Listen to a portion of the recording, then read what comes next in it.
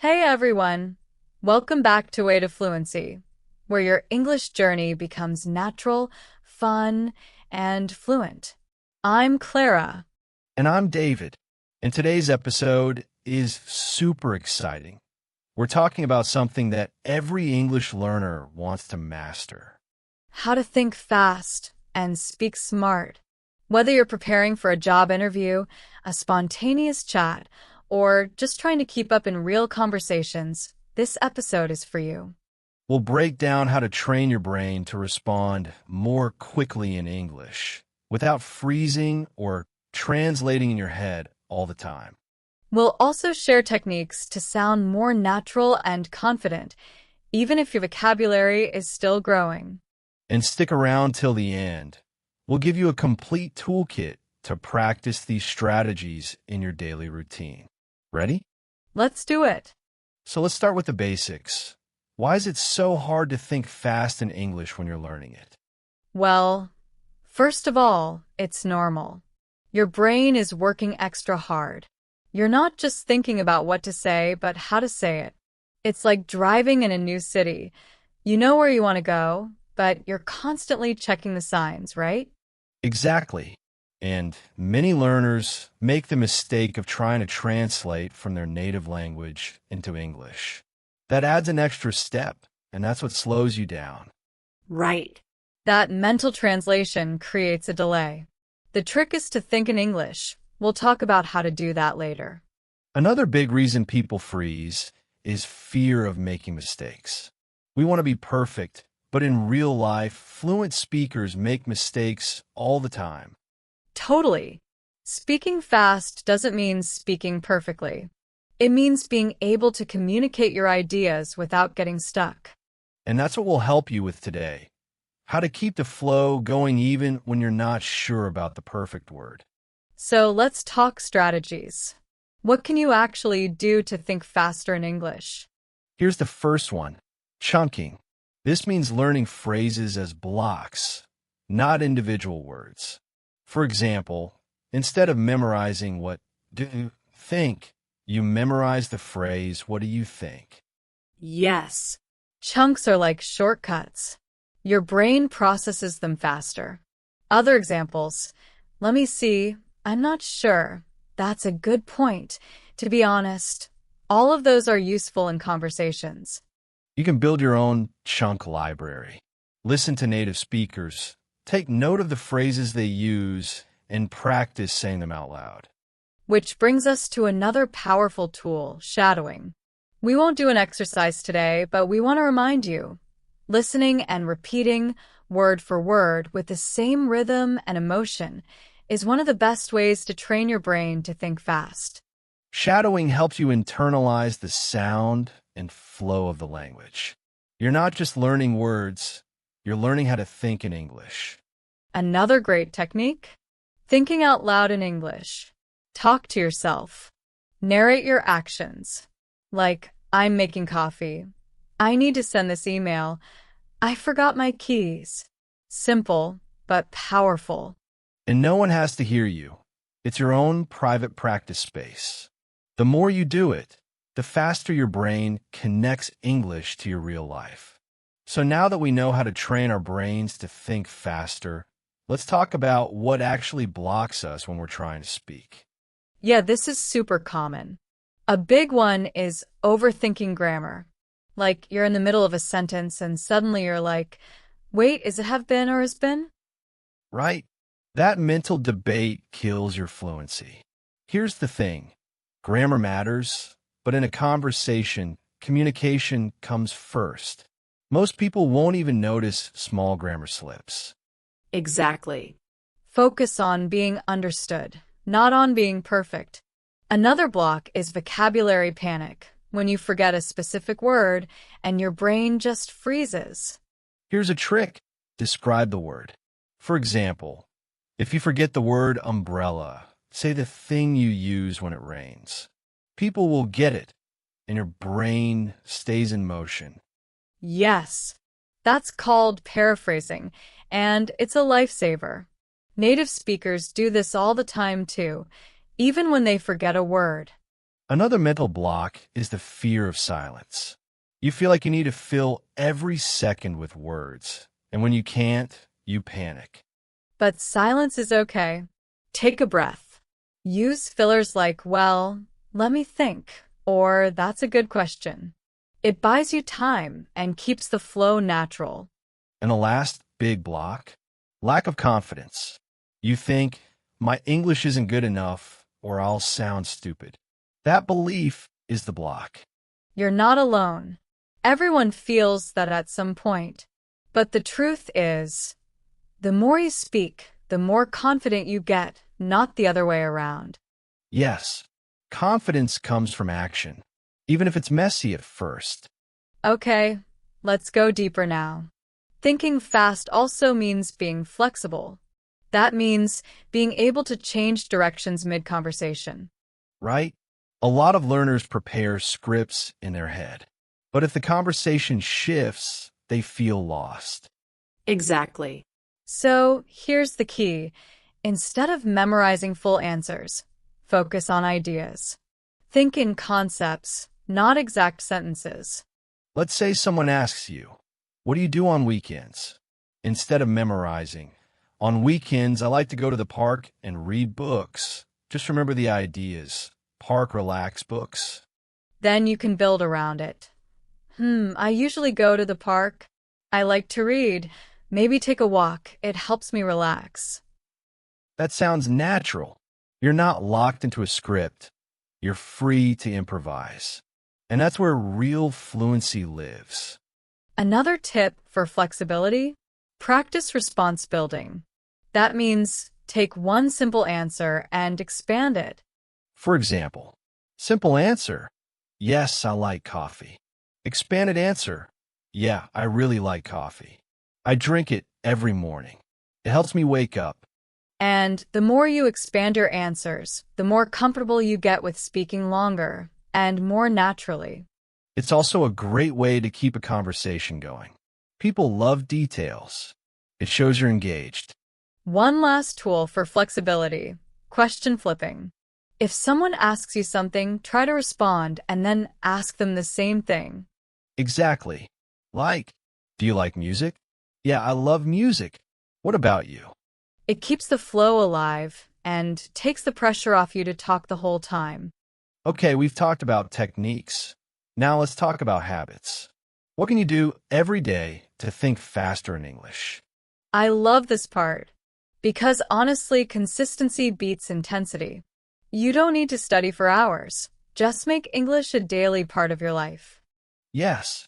First habit, daily self-talk.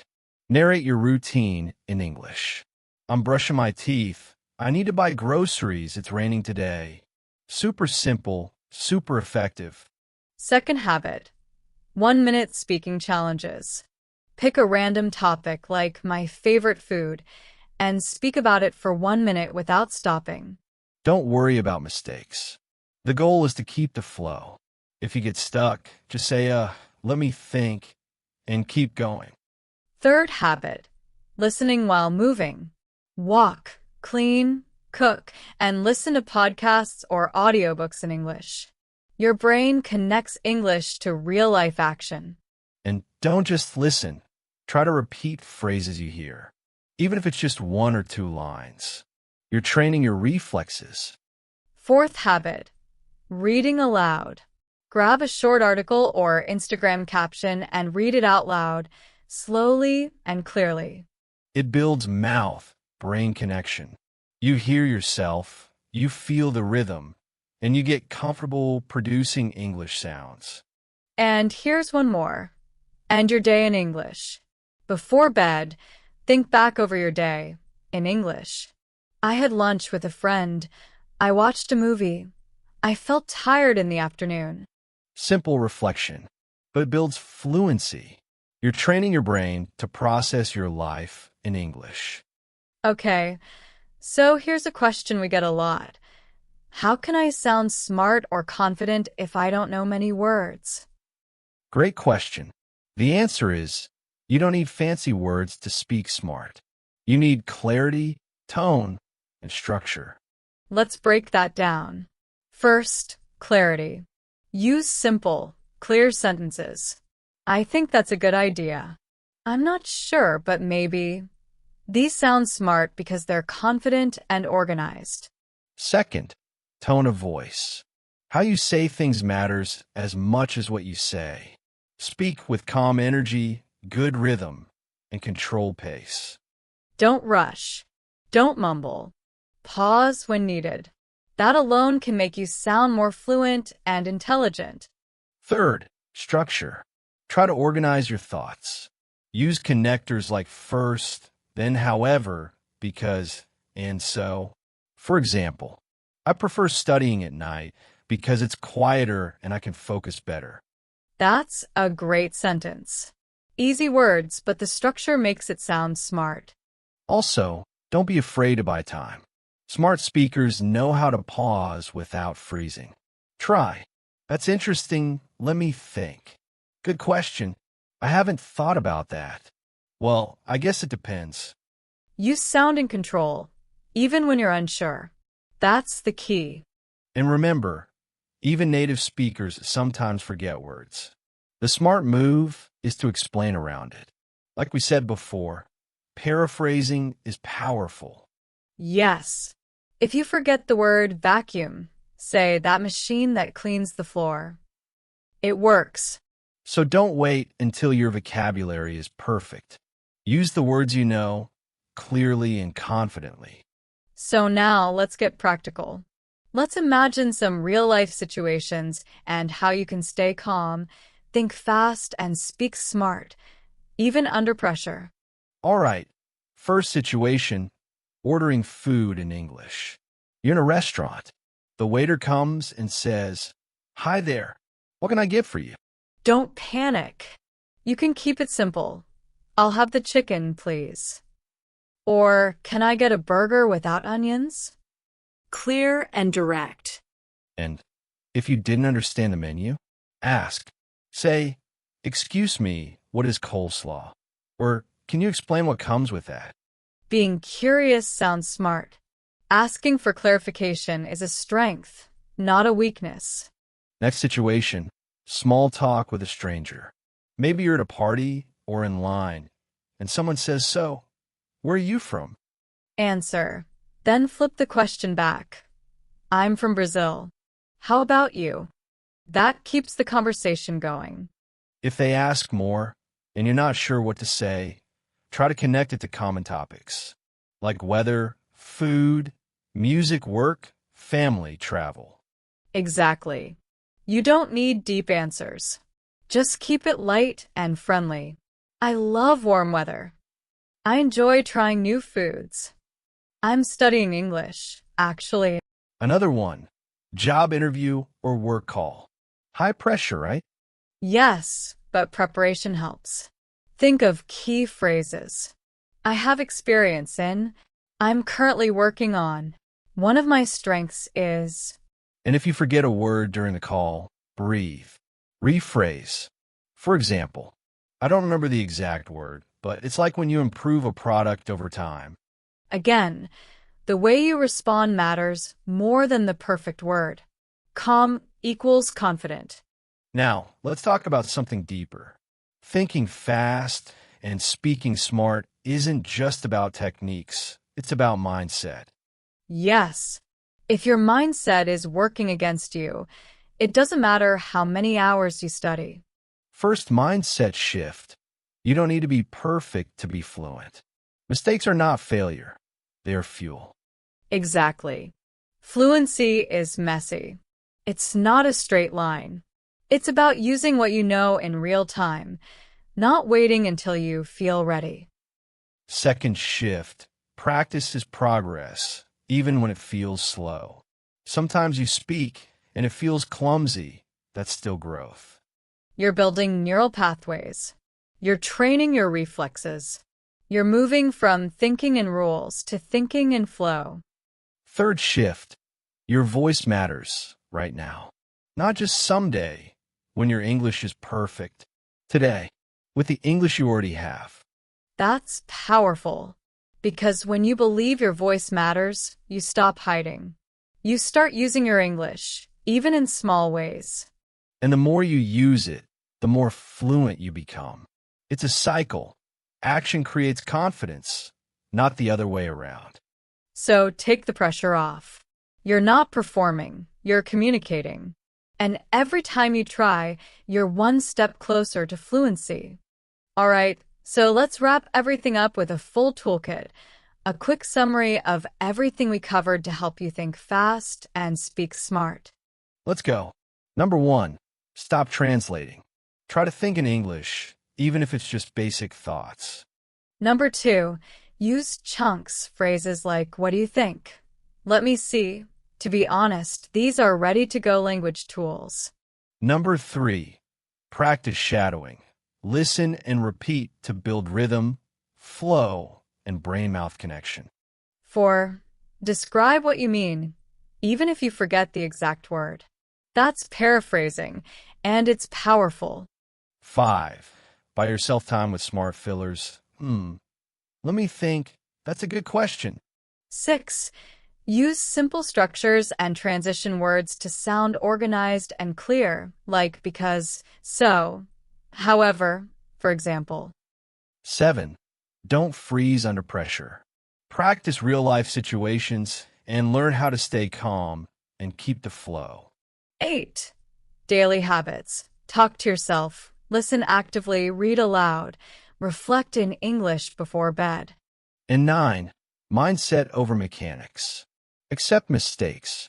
Take action. You're not waiting for perfection. You're growing every time you use English. That's your fluency toolkit. Keep it close and use it often. So, if you've ever felt stuck, slow, or nervous when speaking English, just know it's not a flaw. It's part of the process.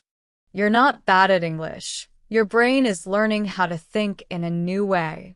That takes time and trust. But with these strategies and your commitment, you can speak faster, smarter, and more confidently. One step, one conversation at a time. And we're here to help you do it. Every week, right here on Way to Fluency. If today's episode helped you, don't forget to follow us, share it with a friend, and leave a comment telling us. What's one technique you're going to try this week? And remember, fluency isn't a finish line. It's a way of life.